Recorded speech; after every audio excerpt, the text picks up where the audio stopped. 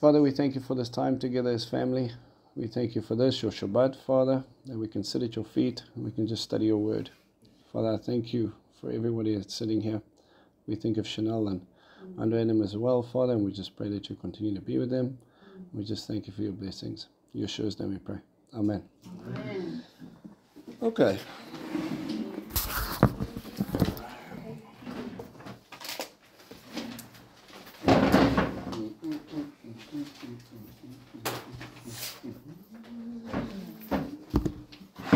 All right. So what was the last thing we saw at the end of 17?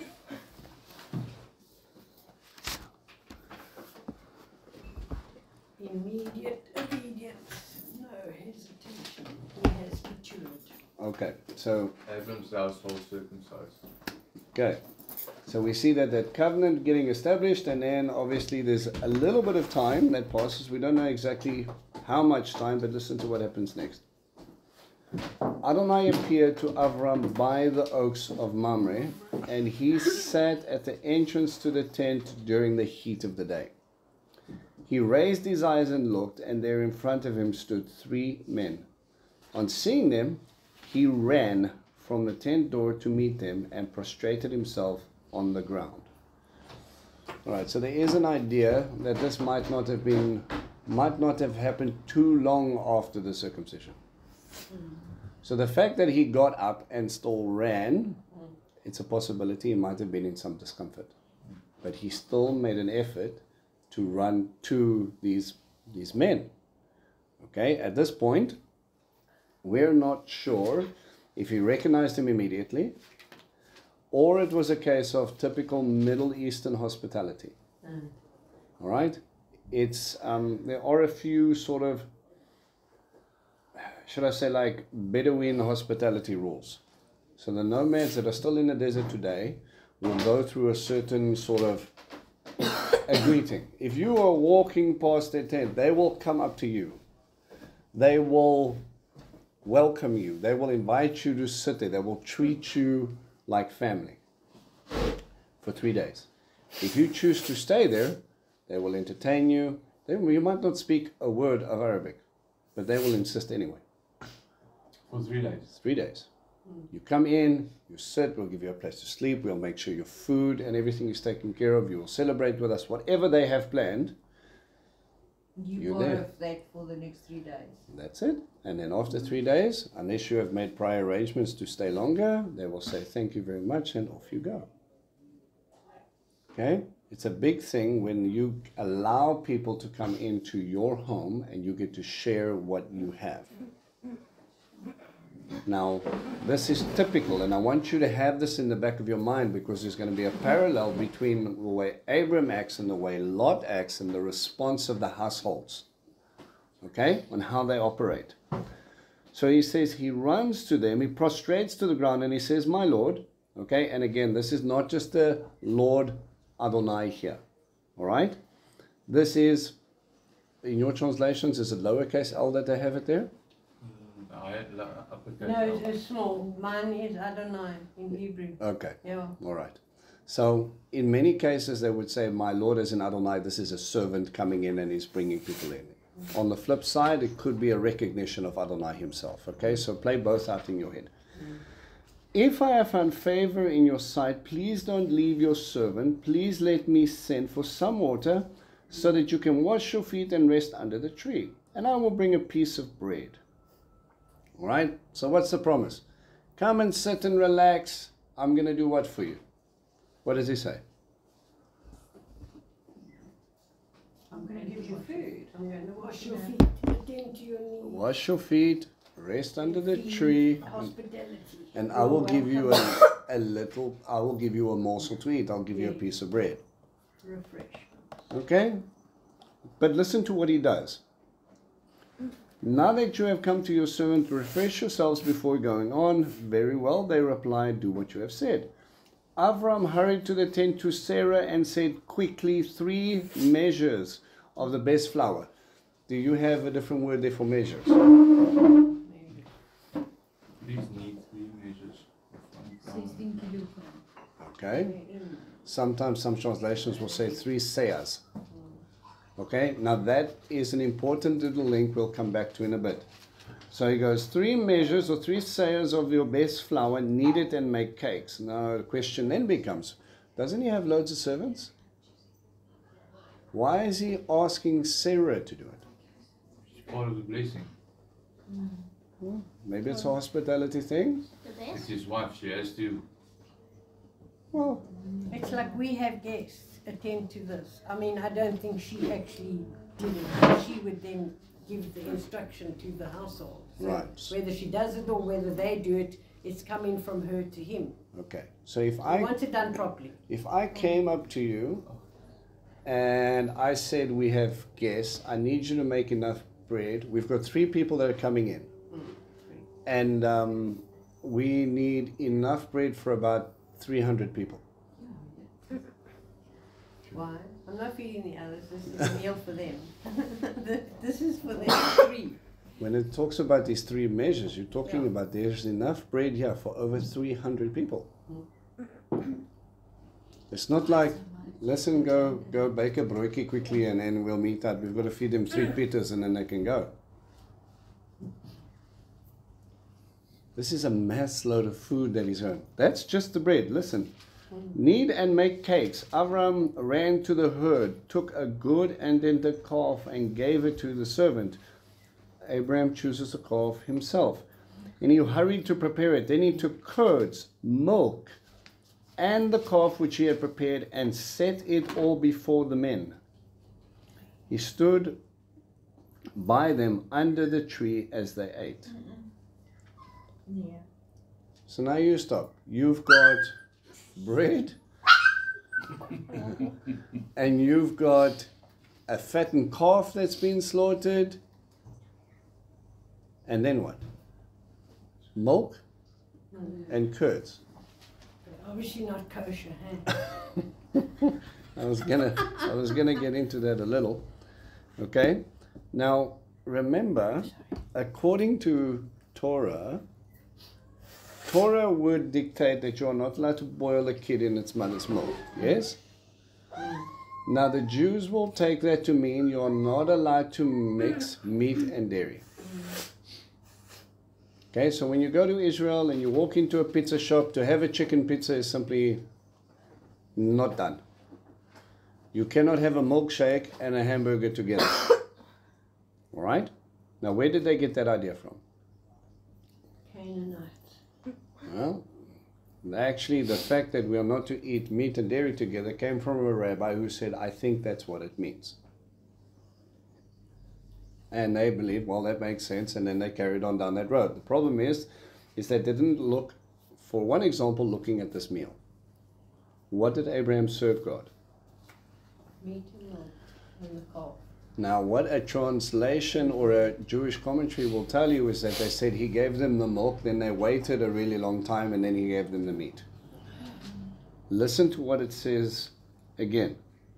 They prepared it, then he took the curds, the milk, and the calf which he had prepared, and set it all before the men, and he stood with them under the tree as they ate.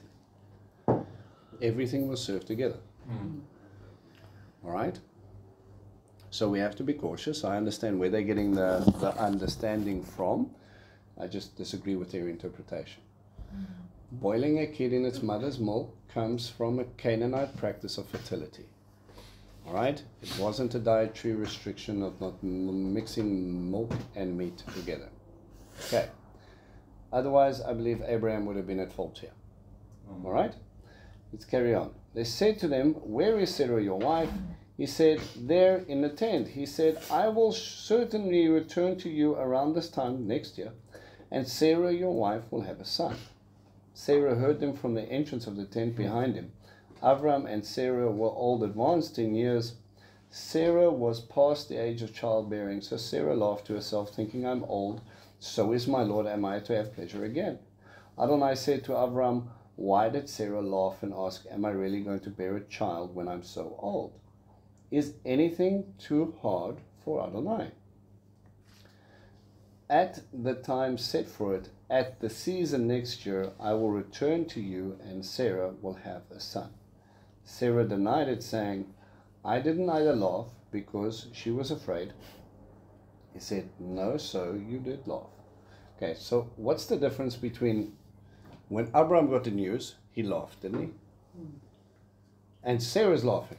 So I think the Lord knew Abraham was maybe laughing in joy of the news, and Sarah was laughing like, I'm 12. Something like that. a little bit of disbelief. Yeah. Yeah. Okay, so we see two interesting actions being played out in the same household. Oh. Yeah, right with him. Exactly. You're funny. Bring me a Bente. And yeah, you said then, but look at the response. Is anything too difficult for the Lord? Is anything too hard for him? Okay, that kind of sets up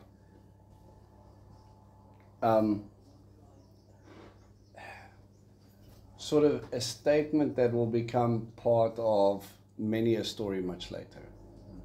Is anything too difficult for Adonai? Right? Remember, he's doing something here that is on the point of, I am going to do a work through you because I want to create a nation. This is physically impossible for you. There's no way you can do this by yourselves, but this is what I'm establishing. All right? She gets nervous and she laughs. Okay? The men set out from there over towards Sodom, and Avram with them along and to see them on the way. Adonai said, should I hide from Avram what I'm about to do? Inasmuch as Adonai is sure to become a great and strong nation, and all the nations of the earth will be blessed by him, for I have had myself known to him. I have made myself known to him, so that he will give orders to his children and to his household after him to keep the way. The way of Adonai. It's interesting enough that Paul will later refer to that as something. He says, I believe in everything that the Torah and the prophets have written, and I am in part of the sect called the way. The way of Torah, the way of... Right? I am the word, in other words. Okay? And he brings them in and he ties it in into an interesting way here. He says, and to do what is right and just, so that Adonai may bring about for Avram what is promised him. And then he goes, Adonai said, the outcry against Sodom and Gomorrah is so great and their sin is so serious. Why would he go into that whole little precursor? Should we tell him about what we're about to do to Sodom? Well, yeah, but I've revealed myself to him, and Avram's going to be part of a great and strong nation, and he tells everybody in his household to do what I told him to do. Let's talk about Sodom. Now, why would God kind of do that? Because Abram's his friend, he talks to him, and he knows his heart is with Lot. So, but couldn't he just say, listen, I'm here actually to go and see what those dodgy people down there are busy doing. I know you know what's going on there. Everybody knows what's going on there. So, any questions, Abraham? Why didn't he just go straight on? Why did he come past Abraham's tent first? Why didn't he just pitch up at Sodom and Gomorrah? I think it's like Auntie and Shis. He knows Lot is there and that's his family, and whatever is Avram's heart is father's heart, isn't it? Part of? Or do you see him testing Abraham a little bit here? Definitely. Right? See, if I've revealed myself to you, you should understand me better. So there's Sodom. Abraham, what do you say? And now we get to see like this interesting little negotiation here. Something we didn't really read about before. You know, I want you to compare in the back of your mind Noah. Noah, there's going to be a flood.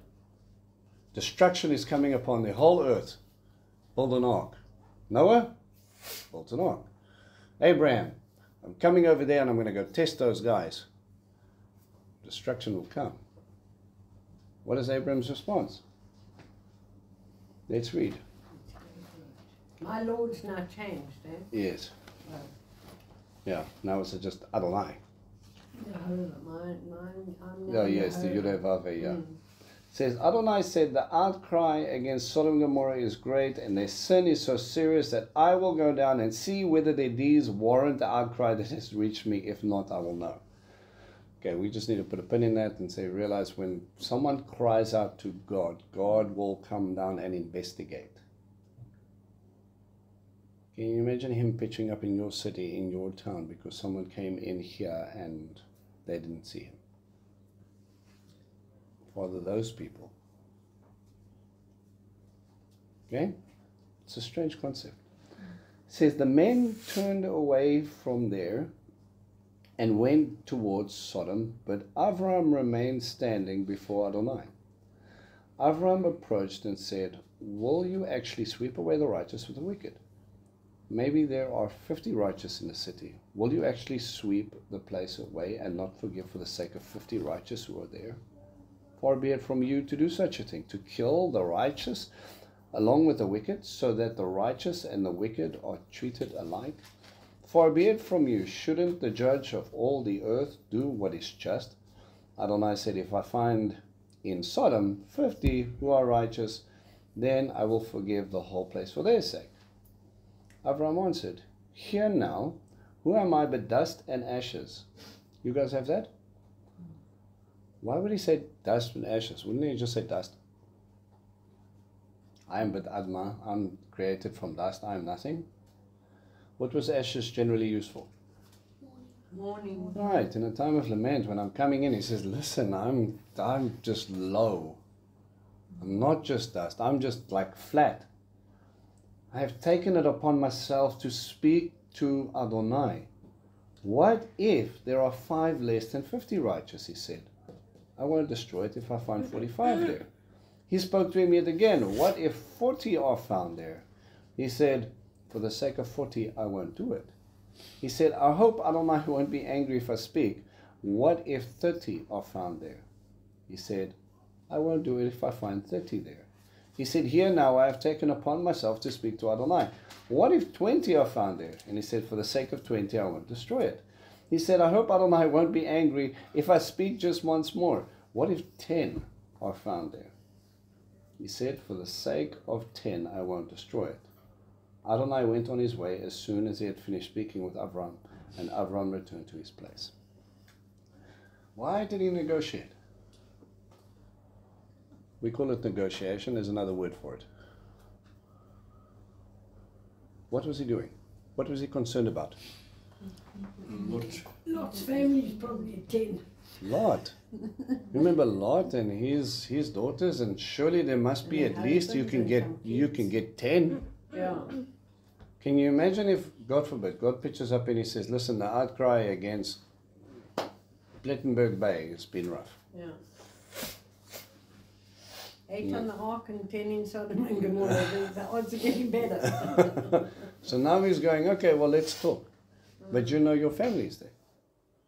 You know, Lot maybe might have not made the best decisions, because where we find him, remember, before he was outside of Sodom and Gomorrah, we're going to find him inside of Sodom now. Mm-hmm. You're like, yeah, what are you doing, kid? But here we got him, and we know he's there, and his family's there. But we know that, according to Peter, that it grieved him when he saw what was going on at Sodom and Gomorrah. But he didn't move. So, Father, what happens if there's 40 of them? He's interceding on behalf. Something you don't ever really see Noah doing. Okay, in all fairness, God did say he looked upon man and he saw nothing but evil inside of every heart, except for Noah. So maybe he knew it was a pointless case. But Abraham has a little bit of chutzpah here. Comes in with a little bit of boldness, and he says, listen, you know, I'm asking, but, you know, far be it from you to destroy the righteous with the wicked. You know, you're the judge of all the earth. But what happens if? And he's interceding on behalf of Lot. Do you think Lot's aware of what's going on here? No. Mm-hmm. Isn't that amazing? If someone was sitting there and just focusing and praying, say, Father, keep them safe. God's having conversations with people about you that you didn't even realize. Now, before we get into the Sodom and Gomorrah story, let's talk about those 3 measures of flour. All right? 3 measures of flour, and I picked up butter, milk, calf. Yeah, so we can play the game and we can say what does 3 have to go. So what's 3 generally a number of? Fullness of Generally triune, right? Generally has something to do with Father, Son, Holy Spirit. Yeah, we see God, Adonai, again in plural form. Here we're dealing with. So some people would say maybe it's Adonai and 2 angels because the 2 angels carry on and one disappears. Okay, generally it's that, but Yeshua picks it up in a different form. I want you quickly to go to Matthew 13.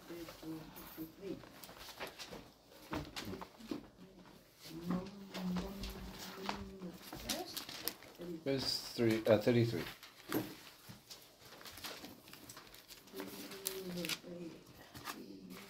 Now, because you guys are such apt disciples, you're going to tell me Matthew 13 is what? What's Matthew 13 about? It's about parables, okay? And the point of the parables is to explain what? Kingdom of heaven. All right? Do you remember the 2 different types of parables you get? One is the string parable, and I don't remember the fourth. And the steps, Yes, step parable. step parable. Okay, now which one is Matthew 13? Steps. You don't remember that? Okay. Okay, so just so that you understand, when you pick up a parable, there are different rules. Okay, so Luke 15 will give you a parable that is a central theme with lots of little pictures. But the point is the string. So you'll say something like, there was a man who had a sheep, and one was lost. He went out and he found it, and when he found it, what happened? They celebrated. He brought it back and they celebrated. There was a lady who lost a coin, and she stopped everything what she was doing. She looked around in her house, and when she found it, Brought it back and celebrated. she celebrated. And then he'll talk about the prodigal son. There was a guy who lost a son. And when they came back, he came back, killed the fattened calf, he did all these wonderful things, and they started to celebrate. But what was his brother's response? Not celebration. He was upset. What was the point of Luke 15? The Pharisees were not celebrating the fact that sinners were coming into the kingdom. He says, you're like the brother. Can you not celebrate that the other people are coming home? They were lost and now they have been found. You should celebrate, but instead you whine. You're missing the point. Matthew 13 takes it differently. He says, all right, the kingdom of heaven is like. And he uses different pictures to give you different angles. Okay? So, yeah, let's use this as a silly object. The kingdom of heaven is like this. But the kingdom of heaven is like this. But the kingdom of heaven is also like this. And the kingdom of heaven is like this. And so we go on. So what he will do, I'm not going to do this. You can't unpack the whole thing. It'll take the entire session. Let's look at, scan the pictures and give me 2 different aspects of the parable. Seed sower, a sower seed.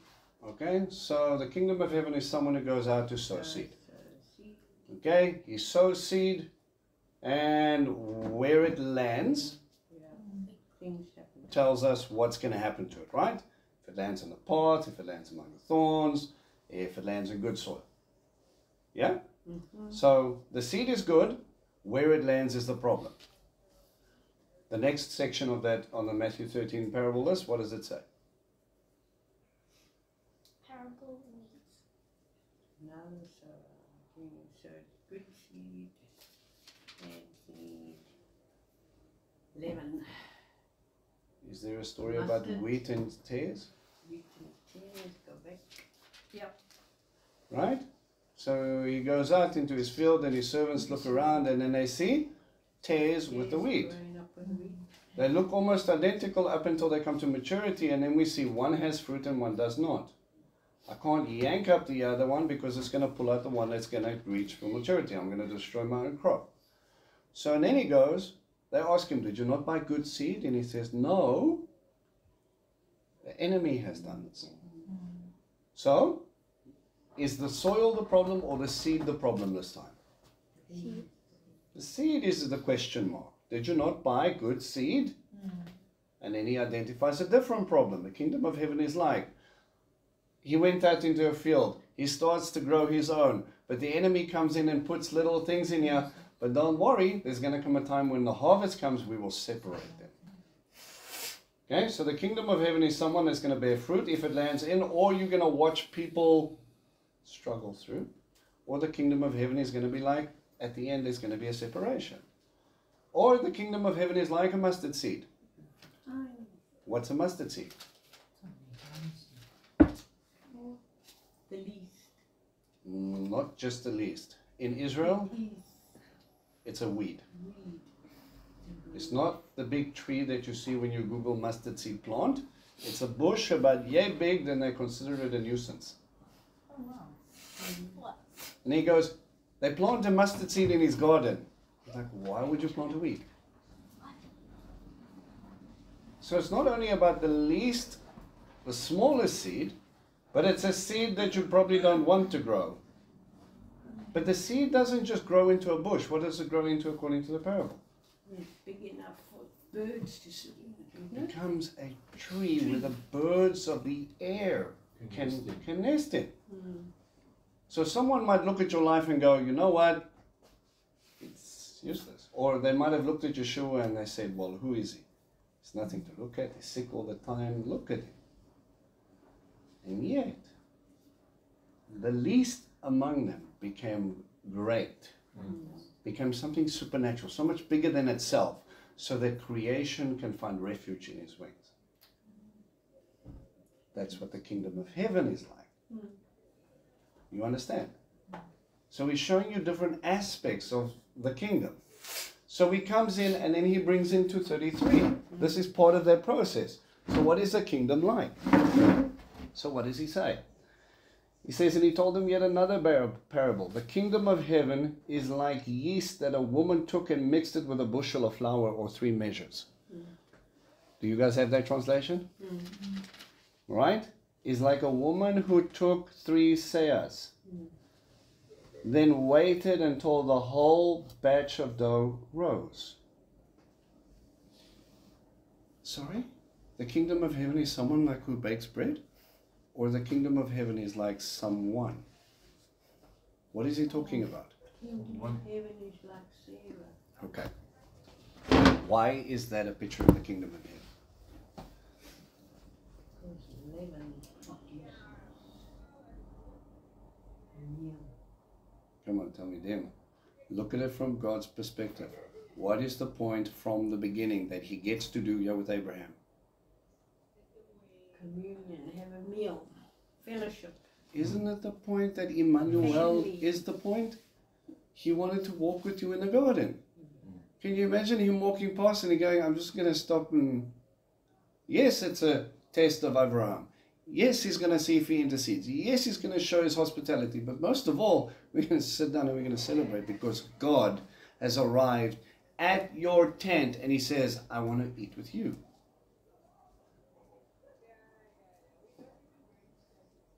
Tell me you wouldn't pull out all the stops. The same God, remember, he was circumcised. Like, I don't know how long ago, but it wasn't long. That covenant process. And now he comes in and he sits and he has a meal. He's like, sit here a while. Let me wash your feet. Isn't it interesting? Abraham all of a sudden gives us this sort of this picture of Yeshua at the Last Supper. And he's like, hey, I'm here. Right, so we have this hidden sort of picture, sort of bulked up in Matthew 13, where the kingdom of heaven is like you breaking bread with God. It's like a woman who has the promise of new life. It has to be immaculate. It has to be created. It is something that cannot be done by man. Is anything too difficult for the Lord? The kingdom of heaven came through immaculate birth. You following him? Okay. So, any questions about that? All right. Let's bypass back to Genesis 19.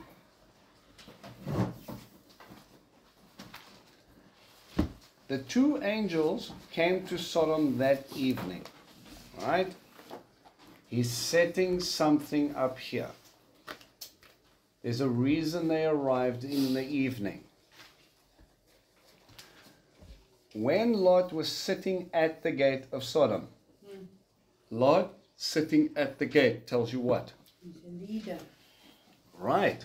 This is not just a guy who's moved into town. He's one of the people who lead the town. Well, there's a big shift in thinking now. What do you need, Abigail? Okay? He's sitting at the city gate. Lot saw him, got up to greet them, and prostrated themselves on the ground. Sound familiar? Look at the hospitality of Lot. He said, "Here now, my lords, please come over here to your servant's house. Spend the night, wash your feet, get up early and go on your way." Same response. No, they answered, "We'll stay in the square." But he kept pressing them. Why? Because he knows what happens. What happens in... his town. Okay, so what's the problem with staying in the square? Free for all. Not necessarily. What is that? Why would he say, "No, you're not sleeping in the square"? Now, when you're walking into the city gate, there's a section, right? So, God willing, when we walk into Beersheba, as you walk into Beersheba, you go through the second lot of gates, and when you're inside the inner section of the city, there's a public square. Now, if you're inside the city, this is the safe place for you. It's okay. We're behind the walls. You're part of the community here. We're bolted in for the night. We got you covered. Lot knew the heart of the people. He knew how they were. So what was the problem? I want you to keep that in the back of your mind. The problem is him sleeping in the public square. Okay? I don't want you there. Let's see why. But he kept pressing them. So they went home with him and he made them a meal. He baked matzah for their supper, which they ate. But before they could go to bed, the men of the city surrounded the house, young and old, everyone from every neighborhood of Sodom. They called Lot and said to him, "Where are the men who came to stay with you tonight? Bring them out to us so that we may have our way with them." That's a nice way of saying it. Okay? Lot went out to them and stood in the doorway, closing the door behind him, and said, "Please, my brothers, do not do such a wicked thing." All right? Now, why all of a sudden are they getting all grumpy? I'm going to purposely pause here. I want you to think about the situation. Look here, I have two daughters who are virgins. Please let me bring them out to you, and you can do with them what seems good to you. But don't do anything to these men, since they are the guests in my house. Sorry? Why? I think he really knew the heart of these men, and he knew his daughters would be okay with it. They weren't in it for the daughters, they were in it. Oh, because it was a homosexual thing. Is that where you're going? Actually No. not. Okay, then why? That's just a good question. But the town is named. Did they that's come after? immediately what we go to, and we go, you see, that's the sin. That is not the sin. We actually, the action, but we forget the heart condition of why they did it. And I'm going to break it down for you. He says, "Stand back," they replied. "This guy came to live here, and now he's decided to play judge." Hello? Sorry, wasn't he sitting at the city gate? He's an elder. He's not playing judge. He is the judge. And yet they're ignoring him. Then we'll deal worse with you than with him. Now, let me ask you something. Lot moved in there, right? If that's what they were all about, why wasn't he sodomized? He came with money and elke day. Exactly. Sodom, the test, I set it up in 18. The test was about hospitality. Yes. Okay, listen carefully. We are going to stay in the public square, which means I don't have enough money for a room. Yes. I'm going to come here and loaf. No, you're not. You're coming to my house. My roof, yeah, under my protection. I'll feed you. I'll take care of you. But then wash your feet and then you move on. Because what's going on in the square No. is They came hunting for them in his house. It wasn't just about the square. This isn't a debaucherous thing of sexual immorality. This is a place of, we will make a point that if you are not wealthy, you don't come into our city. oh yes. Sure. So how do we make the point? Those two guys are coming here without money. We're going to show you. This is what we do to people who don't come in here with money. Why do you think Lot was okay? Because Lot had done lots of money. And Lot then says, take my daughters. Why? We are not trying to make a point to you. You have money. Those two. Yeah, that's why. This had nothing to do with desire. This had nothing to do with about betting on the other side. This had everything to do with the point of, if you come into our town and you do not have stuff, we're going to show you what it means.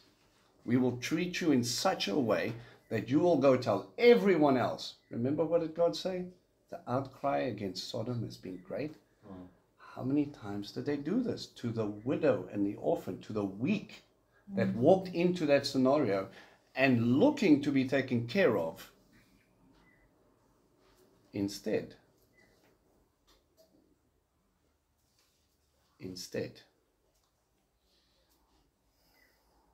So their sin was actually money. in hospitality. Yes.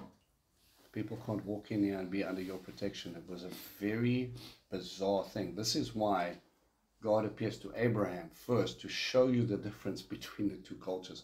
Lot tries to mimic that, but he's hampered in the same place because he chose a place where they don't even respect him, never mind any person. And that's what they came to test. They set it up so that it would bring out the sin. Are you seeing it? Okay? So he tells him to stand. They tell him stand back. He says, this guy came to live here and I decided to play judge, and they are now going to do worse. Then they crowded in on Lot, and in order to get close enough to break down the door, but the men inside reached out their hands, brought Lot into the house to them, and shut the door. Then they struck the men at the door of the house with blindness, both small and great, so they couldn't find the doorway. Do you have a different translation there at the end? They became tired of trying to find the door. Oh. Blind. So they gave up. No, they were still struck with blindness. At that point, that entire group should have stopped and said, oh, hang on a second. How come we blind? But instead, they kept on groping around to try and find the door. They became tired. Yeah, mine says so that they gave up trying to find the doorway. Yeah, They were mine, still became weary of trying to trying. find the door. They didn't even understand in their mind that, hang on, something spiritual is going on, and yet they pursued their sin. These men said to Lot, do you have any peoples here besides yourself? Whomever you have in the city, son-in-law, your sons, your daughters, bring them out of this place, because we are going to destroy it. We will save you, but this place is now getting destroyed. Adonai has become aware of the great outcry against him, and Adonai has sent us to destroy it. Lot went out and spoke with his sons-in-laws. So he goes out and he walks. They couldn't see him, blinded. And he goes to his sons-in-laws who had married his daughters and said, get up and leave this place because Adonai is going to destroy the city. But his sons-in-laws didn't take him seriously. Could you ever think of a time when you would say, listen, the Lord is coming, get serious or get moving, and people laugh?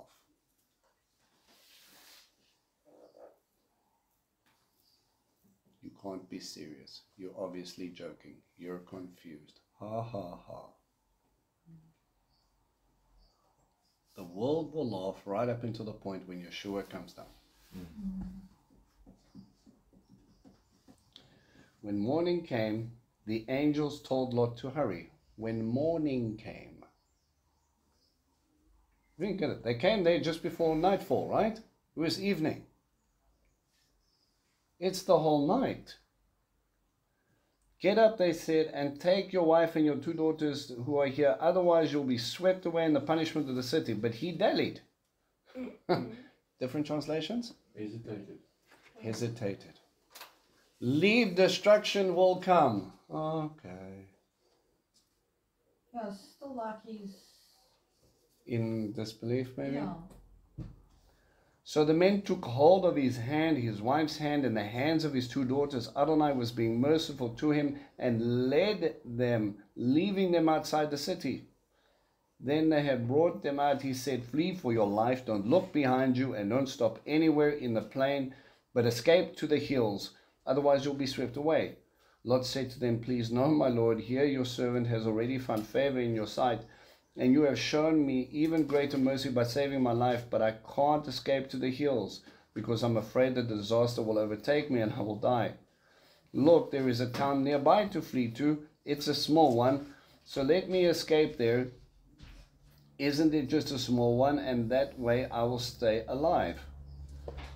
So maybe he thought the hills were too far, or he just was very happy living in the city.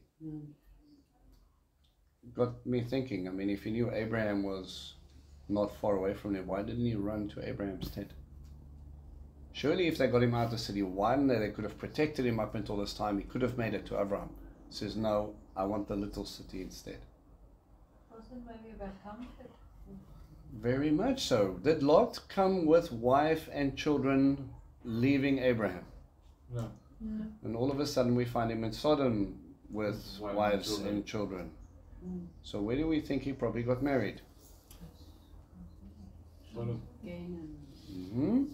So this was normal to them. This was their life. This was everything they were. He says, no, let's go there instead. He replied, all right, I agree to what you have asked. I won't overthrow the city of which you have spoken. Hurry and escape to that place, because I can't do anything until you arrive there. Isn't that interesting? I promised that I will not destroy the righteous along with the wicked, so I'm going to separate you so that I can deal with them. Think about maybe that for future application. Tribulation period stuff. For this reason the city was named Zoar, which means small. By the time Lot had come to Zoar, the sun had risen over the land. Then Adonai caused sulfur and fire to rain down upon Sodom and Gomorrah from Adonai out of the sky. He overthrew those cities, the entire plain, all the inhabitants of the cities, and everything growing in the ground. But his wife looked back from behind him, and she became a column of salt. Okay. So she glanced back, and then she was struck down and turned into a column of salt. Help me understand this. If this is God showing mercy, what did she do? Just look back. Was it just a look? She wanted to go back. You see, this is where it's an interesting shift in the Hebrew. Is that it wasn't that she just looked back, it's that she longed back.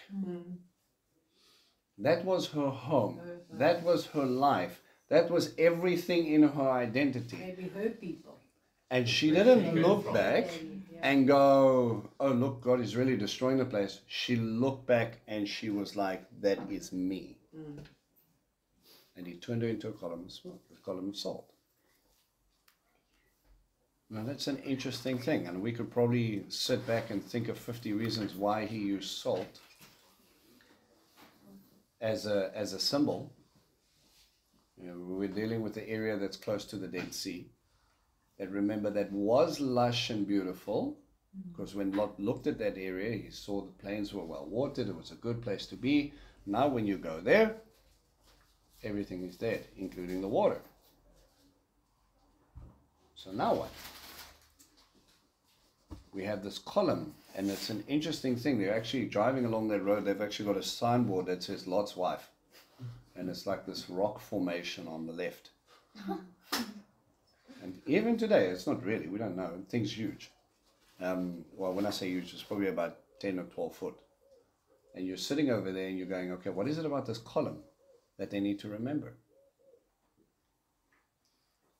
I'll take this and apply maybe a little bit to ourselves.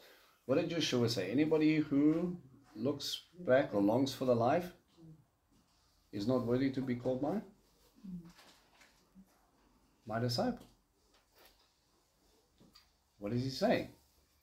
He says, if you're busy doing kingdom work and you're so busy wishing you weren't, if you are saying, Lord, I'm all in, and then you're going, well, you know, as soon as I've done my stint here, I'm going to go back and I'm going to live my life. When we let go of everything, when we live, this is, remember, the principle of Avram. Avram said, God told Avram, leave. When they go into Babylon, he says, leave. They get in Egypt, he says, leave. Leave everything you understand. Leave your past behind, because I want to make you something new. I want to turn you into what you should be. It's a very different reality. And she just sat back and she longed back. This column becomes a reminder to Israel. This is what happens when you long. Okay? Avram got up early in the morning and he went to the place where he had stood before Adonai and looked out towards Sodom and Gomorrah, scanning the entire plain. Who do you think he was looking for? What? And he sees destruction. Oh Lord, I hope you got him out. Were there not even 10 righteous because it's been wiped out? Can you imagine the questions he must have had in his heart? Was there not even one? Wasn't Lot even righteous? There before him, the smoke was rising from the land like smoke from a furnace. But when God destroyed the cities of the plain, he remembered Avram and sent Lot out away from the destruction when he overthrew the cities in which Lot lived. Now, they found something interesting. There was a couple of guys that went out and they believed they found the actual site of where the destruction of Sodom and Gomorrah happened. Okay? For many different reasons. When they actually dug out into the rock, they found layers of sulfur and brimstone and some interesting archaeological finds. But the guys, I remember listening to one of their, it was just an interesting little story. They said every time they got down, and on the first night they set up and they wanted to make up camp. They lit a fire, as one does at night, and they lit the fire, and then they all woke up the next day and they were still in their clothes. And they went, what happened? They all got knocked out. The fumes from the fire actually got onto the rocks, and the rocks actually burned. And it released the toxin that actually knocked them out. Now I want you to kind of think about that in the back of your mind. The destruction that happened put people to sleep.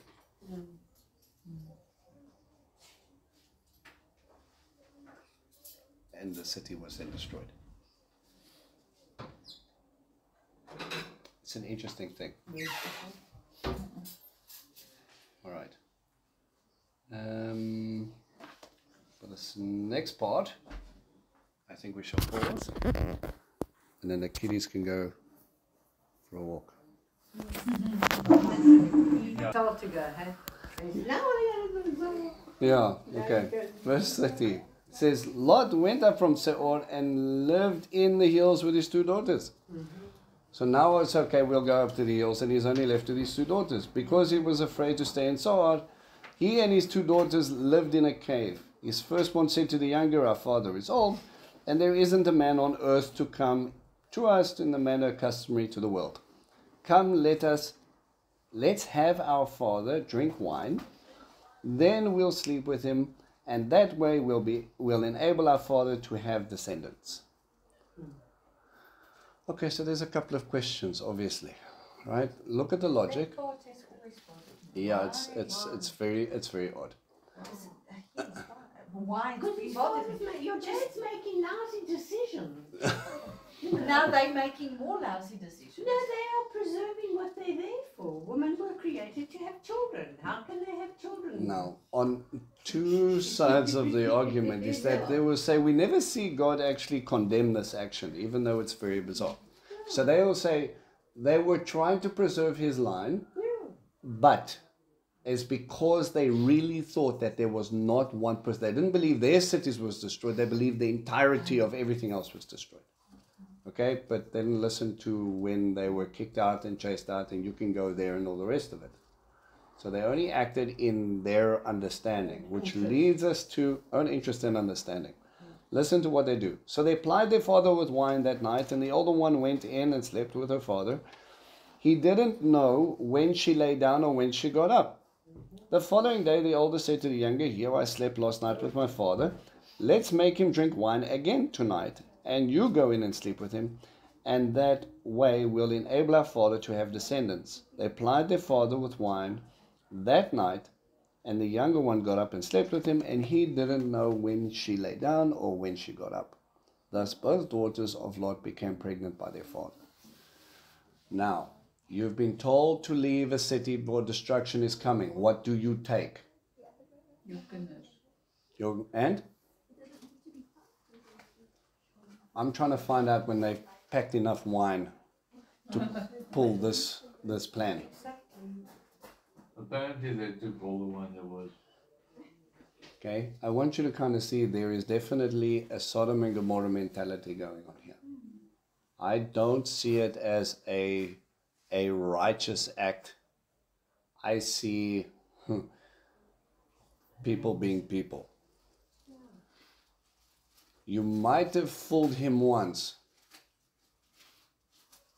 Second night, Maybe not so lucky, but they got away with it. which might again tell you a little bit inkling of maybe Lot wasn't as righteous as he made out to be. I don't know. There are a lot of weird questions going on here. Otherwise, there was a serious amount of wine They involved. got him terribly drunk. Yeah. So either way, but this leads us to a very interesting little section here, which is what I want to focus on. The older one gave birth to a son, and she called him Moav. What does Moav mean?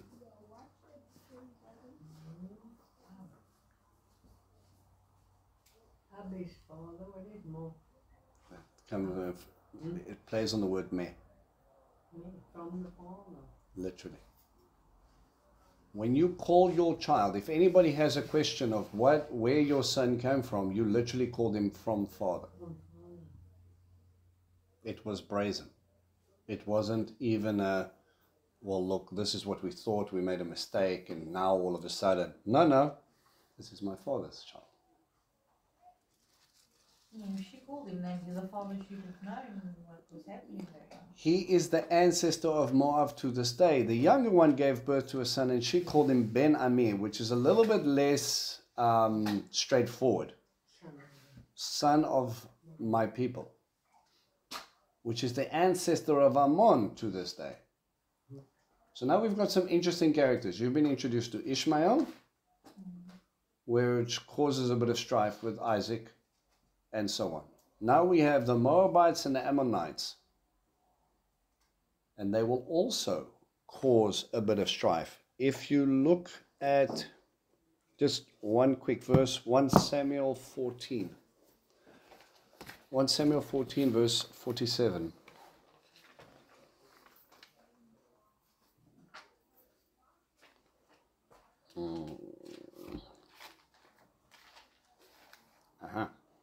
Okay, 14 verse 47. It says, so Shaul, as in King Saul, took over the rulership of Israel. He fought against all the enemies on every side, against Moab, the people of Ammon, Edom, the kings of Sova, and the Philistines, the Philistine. No matter which way he turned, he defeated them. The Moabites and the Ammonites became enemies of the seed of Abraham. Okay? It's interesting to me that Ishmael becomes a thorn, even to this day. That the Ammonites and the Moabites also become thorns. And it was supposed to be those closest to you or family were supposed to help. Instead, it's the sin is coming back to bite them generation after generation. Yeah. All right? Any questions?